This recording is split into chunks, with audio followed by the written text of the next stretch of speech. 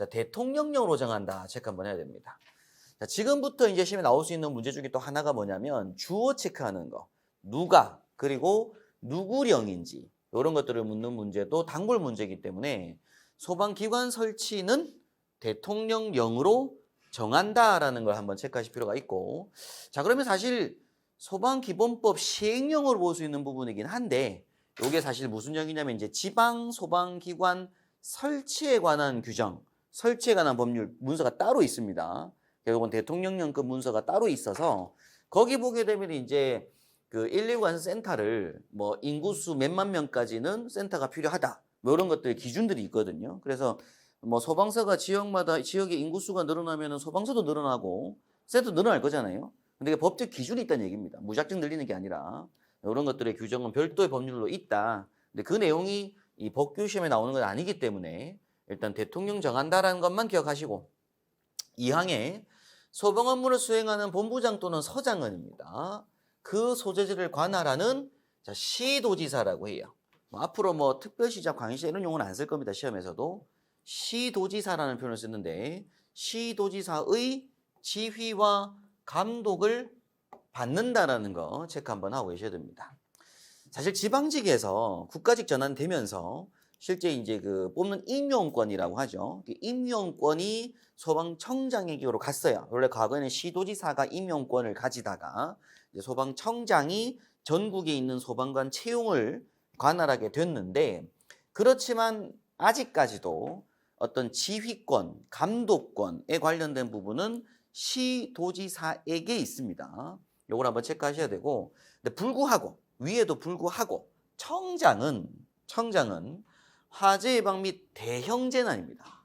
산불 같은 대형 재난 등 필요한 경우에 시도 본부장 서장을 지휘 감독할 수 있다죠. 할 수 있다. 그럴 수도 있다. 이런 표현입니다.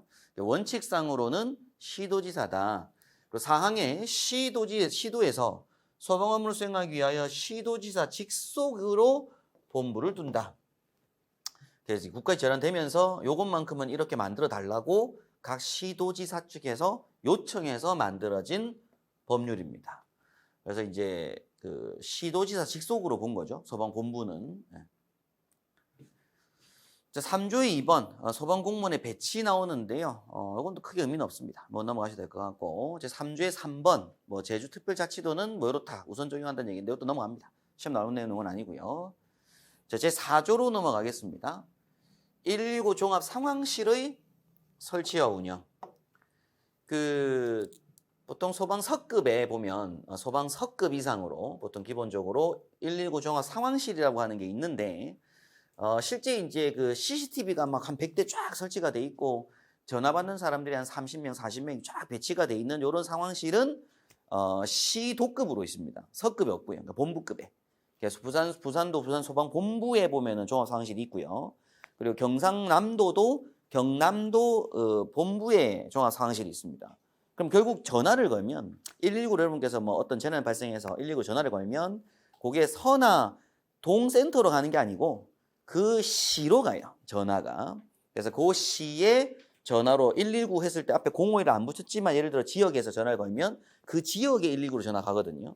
그럼 그건 각 그 지역 종합 상황실로 가도록 돼 있습니다. 전화가. 그래서 이때 이제 그 종합 사실상 현장에는 이제 본부급으로 있다. 본부급 이상. 그런데 법에는 뭐라고 돼 있다? 청장, 본부장, 서장까지입니다.